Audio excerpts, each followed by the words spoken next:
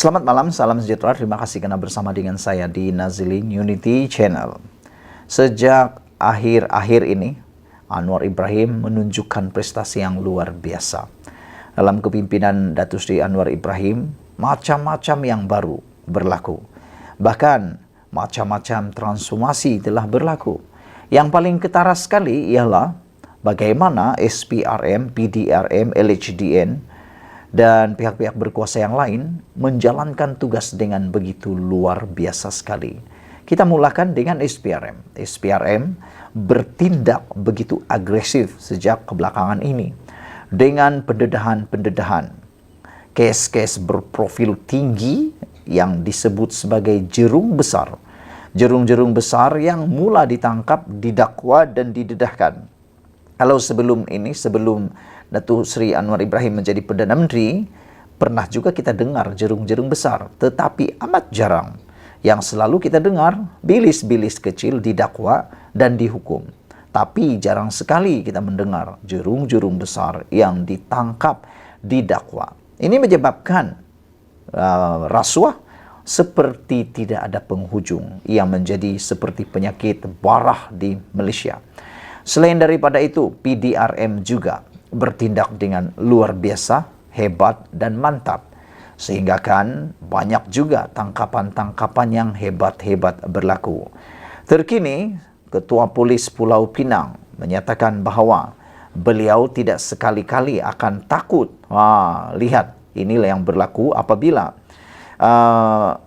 pihak berkuasa tempatan mendapat sokongan luar biasa daripada kerajaan. Ketua Polis Pulau Pinang menyatakan, saya tidak akan tunduk dengan ugutan. Wah, itu dia. Beginilah yang kita mahu dalam kerajaan Malaysia. Ketua Polis tidak perlu takut dengan ugutan sesiapa. Kalau polis pun takut, bagaimana dengan penduduk pula? Tapi kalau polis pun tak takut, kita semua berada di belakang polis di Raja Malaysia. Ketua Polis Pulau Pinang, Kau Kok Chin, menyifatkan ugutan atau ancaman yang diterimanya daripada sindiket Along adalah merupakan perkara lumrah dan sentiasa dihadapi oleh polis dalam melaksanakan tugas membenteras jenayah. Dia berkata dia tidak akan tunduk dengan ugutan dan ancaman oleh mana-mana sindiket haram terhadapnya. Sebagai Ketua Polis Pulau Pinang, saya dan polis kontijen Pulau Pinang tidak akan berkompromi atau bersekongkol dengan mana-mana pihak yang menjalankan kegiatan haram yang menyalahi undang-undang, katanya dalam kenyataan semalam.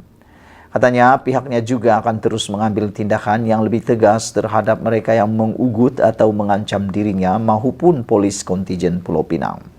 Kau berkata demikian bagi mengulas berhubung laporan polis yang tular mengenai dia menerima surat ugutan daripada sekumpulan Along yang mengugutnya agar tidak mengambil tindakan terhadap mereka. Difahamkan Ketua Polis Pulau Pinang itu menerima surat itu yang dihantar ke pejabatnya Khamis lalu. Menerusi surat itu, suspek memberi amaran agar kau dan pihak polis memberi kerjasama kepada mereka. Jika tidak, akan menyimbah cat, asid, malah turut mengugut akan menembak. Suspek turut mengugut mahu membakar kedai atau balai polis dan menulis surat tersebut turut disertakan 6 keping wang kertas yang digunakan untuk sembahyang orang Cina mati bersama sekeping kertas nota. Ekoran surat ugutan itu, pihak polis membuka kertas siasatan dan kes tersebut disiasat menurut Seksyen 507 Kanun Keseksaan. Kau memulakan tugas sebagai Ketua Polis Pulau Pinang pada 12 Mei lalu dengan menggantikan Muhammad Suhaili Muhammad Zain yang dilantik sebagai Ketua Polis Kuala Lumpur. Saudara-saudara sekalian, tindakan Ketua Polis Pulau Pinang yang berani ini amatlah kita sanjungi dan kita tabik luar biasa. Ini adalah pemimpin, inilah pelindung kepada rakyat Malaysia yang kita mahukan. Tidak tunduk kepada ugutan sesiapapun, terutamanya kepada sindiket-sindiket haram.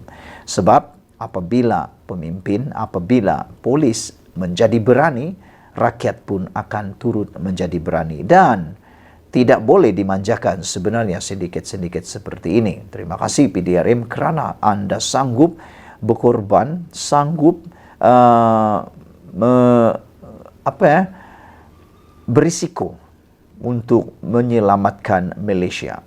Selain itu, seperti yang saya katakan sebentar tadi, satu lagi kejutan dalam kerajaan perpaduan Anwar Ibrahim, selain daripada SPRM, PDRM yang bertindak luar biasa kebelakangan ini, satu lagi kejutan besar dalam kerajaan pimpinan Anwar Ibrahim ialah apabila Lim Kit Siang menerima gelaran Tan Sri esok. Wah, ini satu kejutan paling besar pernah berlaku dalam penerimaan pangkat di Malaysia. Tokoh veteran DAP Lim Kit Siang akan dianugerahkan gelaran Tan Sri esok. Penganugerahan darjah kebesaran itu sempena Hari Keputeraan yang di-Pertuan Agong Sultan Abdullah Sultan Ahmad Shah yang ke-64. Beberapa pemimpin DAP mengesahkan kepada Malaysia kini yang Lim akan menerima darjah kebesaran persekutuan kedua tertinggi selepas gelaran Tun. Makna kata Lim Kit Siang sekarang ini hampir sama taraf dengan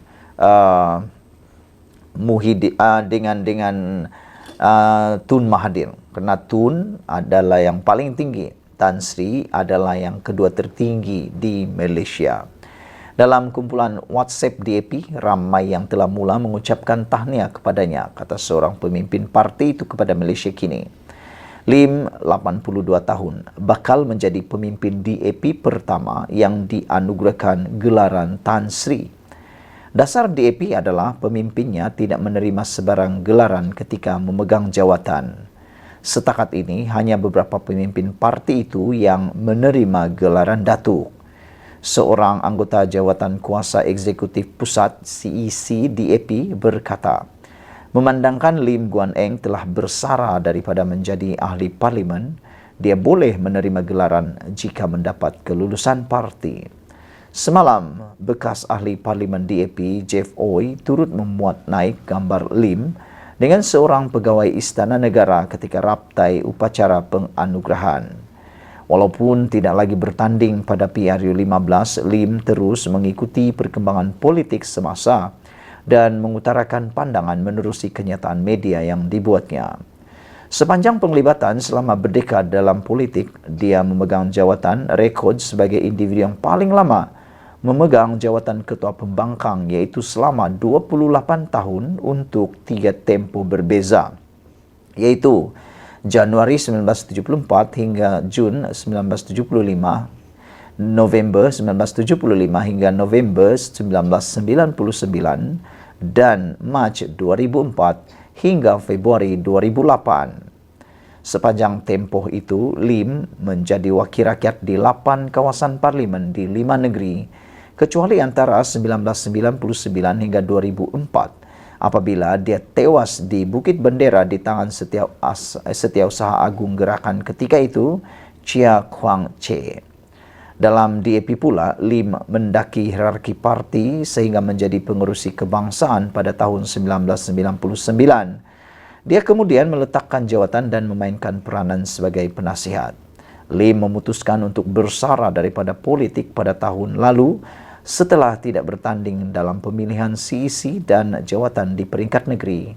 Sekian untuk kali ini. Jangan lupa tinggalkan komen Anda, tekan butang subscribe. Kita jumpa lagi. Bye-bye.